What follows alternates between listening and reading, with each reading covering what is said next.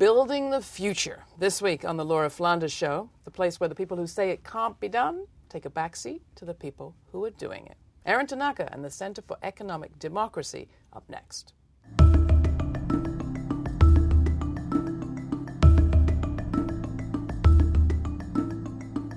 Donald Trump's cabinet is said to be the wealthiest in U.S. history, with a shared net worth in the region of $13 billion. That's greater than the world's 70 smallest countries combined.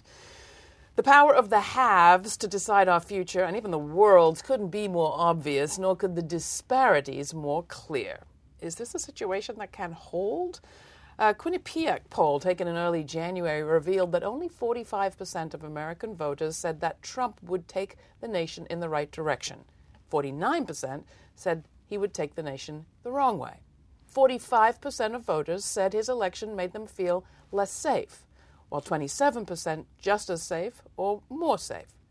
People fear even as they're despondent. In that same poll, just 27% said they thought that the Trump administration would make their financial situation better. The same percentage who said he'd hurt it. 42% of people polled said he'd make no difference. So, people are expecting mostly bad, not good, or nothing to change, even after an election that was ostensibly all about change. So what are we missing? At least one thing we're missing is a clear picture of what change might look like, an alternative, a future that could be different for our families, our communities, our world. Our next guest is someone who thinks about these questions a lot. He's Aaron Tanaka, founder of the Center for Economic Democracy. His current project, Ujima, set to launch in 2017, intends to build a democratic community development ecosystem and local economy in the Boston area, with a mission to invest in local businesses, create jobs, and distribute wealth, especially among communities of color.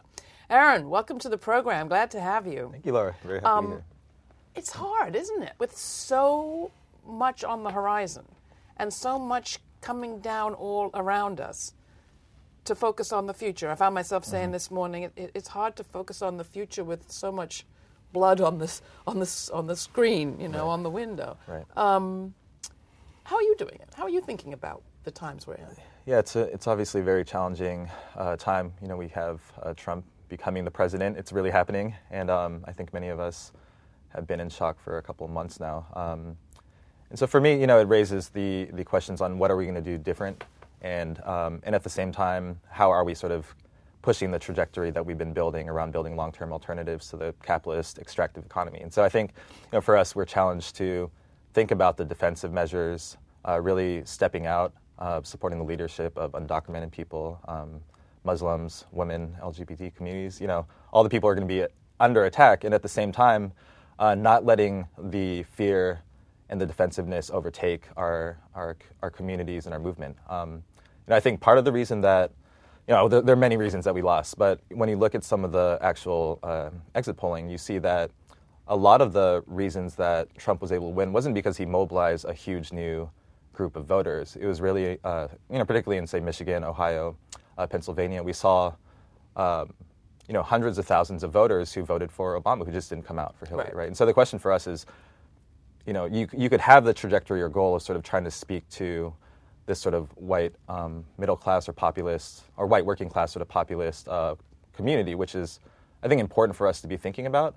But I think there's a danger in moving too far in that direction and forgetting the folks who were able to put President Obama in office in the first place. Yeah, people have pointed out over and over again on this show, certainly since the election, that the Electoral College winner-take-all map that is all red, mostly, is very misleading, especially when you think of all the people whose votes weren't counted. That's right.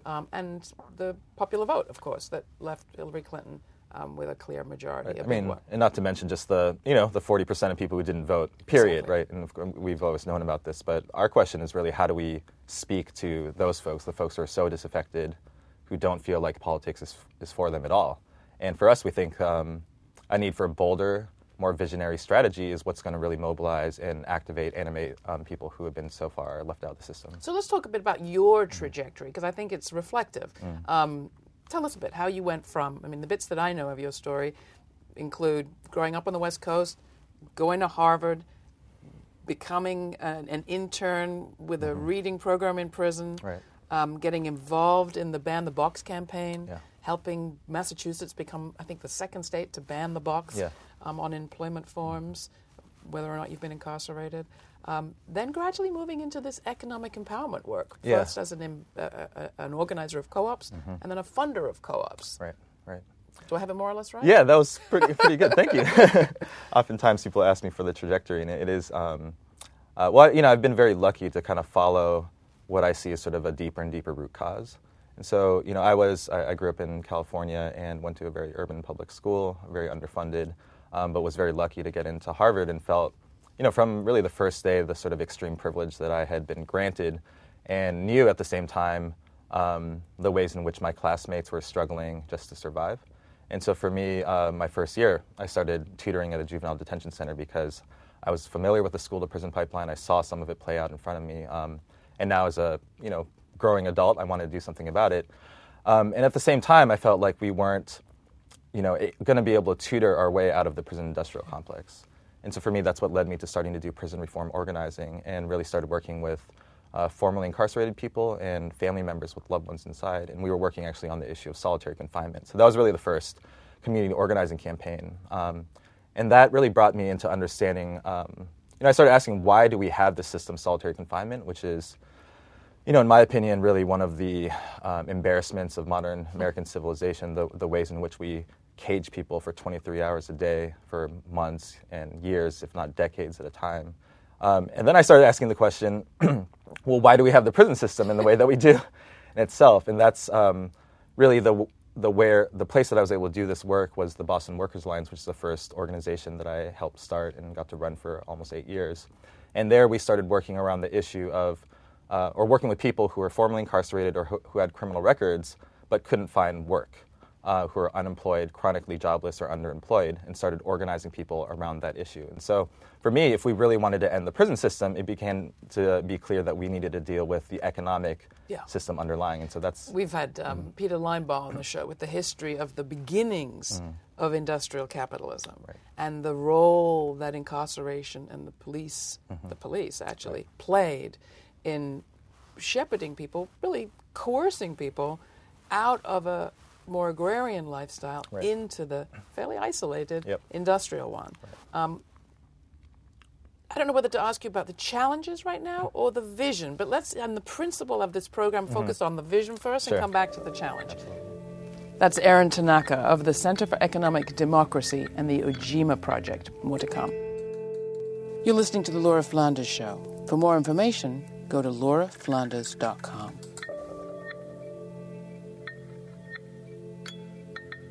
Ujima. What is it?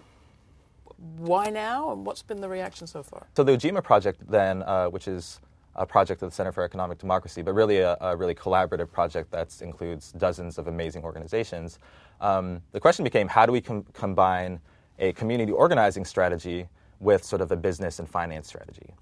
So maybe first I would just say at a political level, I think that at the, in cities and progressive places, we do have quite a bit of power compared to, some of the broader red that we see across the country. And so the question is, how do we really build the governance power of our own communities to really, take the power where we have it, right? And I think a key piece of that has been really aligning the private sector, the small business community, or even the co-ops that are in our community with the grassroots community, political organizing, the labor sector, for example. And we've seen, unfortunately, that these two sectors, even though they're very aligned in their intentions, don't really talk much to each other. So we have Fight for 15 that's doing amazing work holding the big multinationals accountable. Around the minimum wage. Right. But we don't necessarily do much to support the small businesses in our own community who are struggling but want to pay $15 an hour, for example, right? Well, you're getting to a really important point, and we will hear about Ujima in just a second. But it speaks to where we are right now also, because I don't know about the conversations that you've been in since the election of 2016. I've been in many where exactly that divide is crystal clear. A lot of community organizations and activist groups talking about fight back, sanctuary, resistance, opposition, and very little conversation with, well, how do we actually meet the needs that are coming up? Needs to employ one another, feed one another, have housing we can rely on in these delicate times. Yep. Now, I'm usually the person in the room that says, wait a minute, this gives us a chance to do all these things the way we want to do them anyway, respond to immediate needs in the way we want to do them in the future, do them differently, create the institutions that we want in our world going forward. But I'm usually the lone voice, and it's hard to make that stick. Right. Well, I think part of it is, getting people to see the ways in which their interests are tangibly and truly aligned. And so there's sort of there has been a way in which the right wing has been able to co-opt sort of the private sector, that if you're pro-business, then you're conservative, right?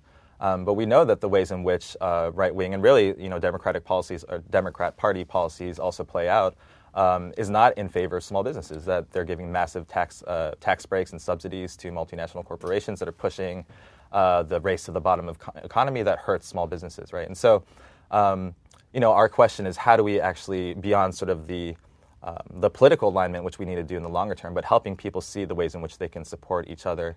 And we do think that if we want people to fight for something big, that we need to help people see what that could look like, and so... And Ujima is kind of doing just that. Yeah, and we're trying to be very big about it also. So what happened last summer? Yeah, so, the Ujima project, first, Ujima is the Kwanzaa, one of the Kwanzaa principles, stands for collective work and responsibility. And so we sort of held this value of solidarity as a guiding principle for the work we're doing. And Ujima was started by a collaboration of grassroots community organizations like City Life, Vida Urbana, Boston NAACP, who are amazing, have deep relationships in Boston's low-income communities of color. And then we have investors like Boston Impact Initiative, and we have supporters from the foundation community like the Access Strategies Fund and Solidago Foundation in Massachusetts. So we have these different stakeholders, and we have small businesses like Cero, Haley House, which is amazing social enterprise that supports ex-prisoners, for example. And so they were all in a room. Right, so we all came together and we said, what can we do leveraging our collective power, right? And thinking of power not only as the political power we hold, but also as the investment capital that we collectively wield, as well as the consumption power that we also hold. And so the first step for us has been to working to put together an investment fund. And we actually piloted this idea in August as a small demonstration of what a long-term multi-stakeholder investment vehicle could look like. So we had everyday people. In August, we had about 175 people who put together $20,000 with a couple of matching investors, and really started raising the question of what would it look like for us to democratically decide how to invest our capital. So whether or not you put in $50 or $5,000, we actually have an equal vote in deciding who we want to lend to, the kinds of priorities that are going to be for a fund, the expectations in terms of the ecological, labor, social practices of the businesses also that we want to see. And so we actually had a day, we called it the Solidarity Summit, and we had about 200 people who came together, and we had 5 Black and immigrant-owned companies. Some of them, for example, one is a Black-owned bike shop that wants to convert into a worker-owned co-op, and they actually pitched to the community.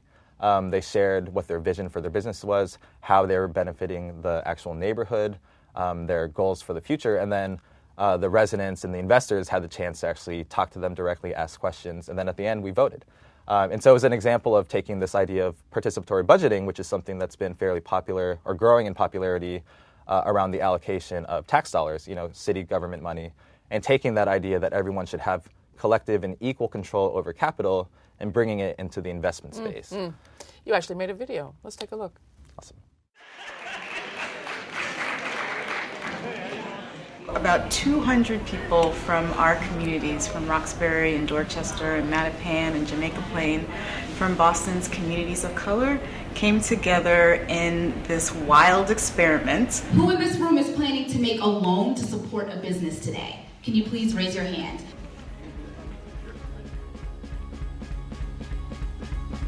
Road and Bike School, A. B. Fidalgo Wholesale. C. Fresh Food Generation. D. Norma's Catering. E. Sydney JD Design. Online, we are now 91% funded. We raised $10,000 in 3 days. 200 people from across the communities came together to decide what to do with that money 5 businesses from our communities pitched their ideas and talked about not just why they were good business investments, but also what they were doing already to support the growth and the well-being of our community. My dream is to have my own restaurant so people in the community can go and enjoy food and relax and have a good time. We are a youth employer. We do whatever the people ask us to do. I see a vision that I'm able to expand and have seafood. Ujima is trying to create something new, a grand community dream and experiment that helps us answer the question, what would a people's economy look like if we designed it and created it and nurtured it ourselves? Like a lot of people, particularly Black people from the inner city, I was not thrilled about the prospect of engaging with traditional banking and traditional lending, so I did not do it.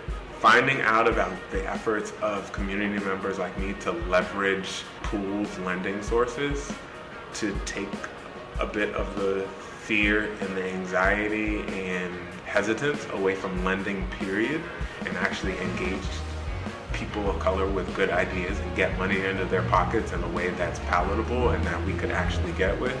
I was so on board.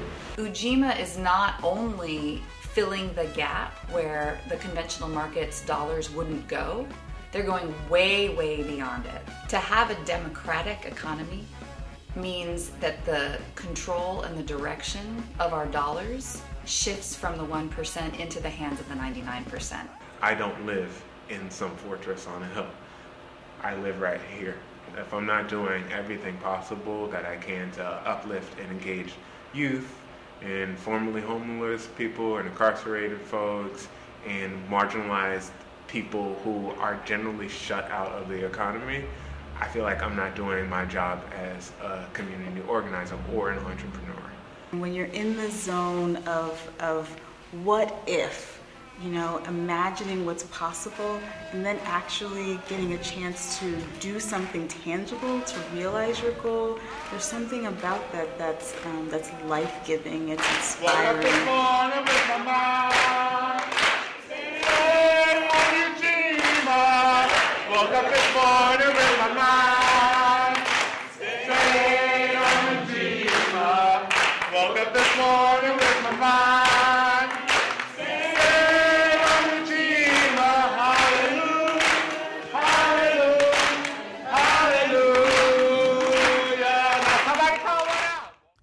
So is this unique to Boston, or could this happen anywhere? I mean, we think that, there's already many experiments in which people are pulling community capital and driving them to sort of build the future that they want. So we think that our contribution is this idea that no matter how much money you put in, everyone should have an equal vote. And that's really a theoretical and political commitment that certainly any other community can do. And part of our goal is to actually build this sort of demonstration project so that we can share and replicate this model. And so I should say a little bit more about the project itself, because not only are we really working to set or organize our investment capital, but we're asking the question, well, if we're going to invest in a bunch of businesses, how else can we support them? Because we know we want to invest in the mom and pop shops, but they're competing against Walmart, for example. So how do we make sure that our own investments are going to be viable? And so the ways in which we're thinking about this, a key way is organizing our consumer capital, and we're actually exploring the creation of a alternative local currency, something that I'm sure that you've talked about, quite a bit in the past. So a real integrated approach, right. A kind of participatory urban development right. project. There's so much more that I'd love you to talk about. We can get more information to our viewers and Absolutely. listeners through our website. How do you assess the energy for this in these times? Has the energy for Ujima flagged as people are so worried about the Trump administration and what might be coming down economically? I think it's hard to say, because I do think there's a real need for shifting some of our general capacity as a movement to be responsive. But I am feeling at this moment that people are more hungry than ever for meaningful and true alternatives. And so, as we see the ways in which the Democratic Party has become stale and less relevant for people, there is this real hunger for not only learning about alternatives, but actually participating, getting their hands dirty. We love the saying that the heart learns what the hands do. And in our case, we're really creating a space for people to use their hands of democracy. That's Aaron Tanaka of the Center for Economic Democracy and the Ujima Project. More to come. You're listening to the Laura Flanders Show podcast. Want to receive our podcast every week? Sign up at iTunes or wherever it is you get your podcasts. You can get more information at lauraflanders.com.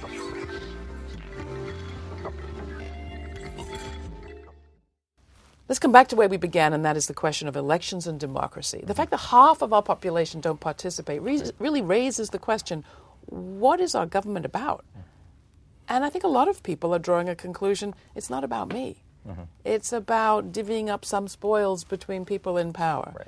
On the other hand, this last election, we did see 13 million votes cast for a candidate calling himself a democratic socialist. Whatever you think of how Bernie Sanders articulated what socialism is, that speaks to a hunger out there. Yes. Where do we go with that? Yeah, I appreciate sort of that being held front and center because there's so much gloom and doom after the election and the synopsis. But, for me, we really started the Center for Economic Democracy because we felt like there was a need and an opportunity to articulate sort of a vision that's beyond capitalism and state socialism. And, I was incredibly surprised that Bernie, who's someone who I've been following for many years, was able to generate the amount of enthusiasm. But it doesn't necessarily surprise me. We've seen the polling, for example, change around millennials. And I'm a class of 2000 from high school, so I'm the sort of beginning of the millennial generation, and have seen the shifts in attitudes around capitalism, for example. That's now young people prefer socialism without necessarily even knowing what it means over capitalism. And we've seen, of course, the Occupy moment, the Piketty book that was so popular, and we've seen, for example, the Movement for Black Lives, their policy platform, that draws amazing economic vision that I would argue is really a post-capitalist vision. And so I think, in the movement spaces, there's a huge hunger for it. And then I think, more broadly, that the American populace, people who aren't necessarily political, have a deep gut sense that something is not right. And I think the issue is that neither of the candidates were really speaking real solutions to that fundamental brokenness of not only our economy, but really our society and culture in some ways. Well, they weren't speaking to it. Who is? I mean, you talked about two options. Capitalism, leave it to the capitalists. State socialism, let the state decide. That's right. What's the third? Right. So, this is a question that I love engaging people around. So we talk about the failures of state socialism. We think of the Soviet Union, and there were central planners, and their job was to tell people, we want to first say how much sugar, how much flour we want, and forcing people to work to meet this state budget, essentially. And what we saw was, one, a mismatch of goods and services, so there wasn't enough choice for people. But we also saw the ways in which it was authoritarian system, the ways in which central planning tends to concentrate political power and has led to really bad outcomes for communities. So we know we don't want that. So that third? But the question is, how could we think about the democratic planning of our economy, this idea that planning can still be useful? And in fact, even in capitalist economies, the public sector is a planned economy. The question is, are they accountable to everyday people? Right? Who's at the table? That's right. And so our conception of economic democracy is really the idea that a much larger portion of our economy should be planned, but it should be done through a democratic process, that communities actually can decide what their priorities for investment should be, what the basic rights really, what sort of the standard of living for people ought to be, and that we should orient our economy to meet those before we sort of spend our land, labor, and capital on producing and consuming unnecessary luxuries, for example, right? And so, I think of it sometimes about the ways in which you budget for a family. If we really saw our country as people that we care about, you'd make sure that everyone has food and, for example, clothes before you spend money on piano lessons, for example, for one of the kids, even if that's something that's important for you. And we want to sort of create a political system in which people have the ability to prioritize what the core standard of living for people should be, and then to orient our resources to meet those needs. I hear putting the social back in socialism. Yeah, I think that's right, yeah. Is that work we could do in these times when there are so many emergencies people are facing? Because it's very long term and it's very deep. That's right. I mean, I do believe that the ways in which we are building the alternatives, the models that you're highlighting on this show, right, are starting to build the building blocks for this future. And so if we think about economic democracy as a struggle to have democracy prevail over capitalism, right, this sort of historical tension that's been part of our country, how do community land trusts, which are democratically controlled land, worker co-ops that control labor democratically, things like the Ujima project that are doing democratic control of capital, right? These are all building blocks for a future economic democracy. The question is, how do we help people grow these and scale these, and then see the ways in which they're connected to each other to become an actual ecosystem, a true alternative economy? That's Aaron Tanaka of the Center for Economic Democracy and the Ujima Project.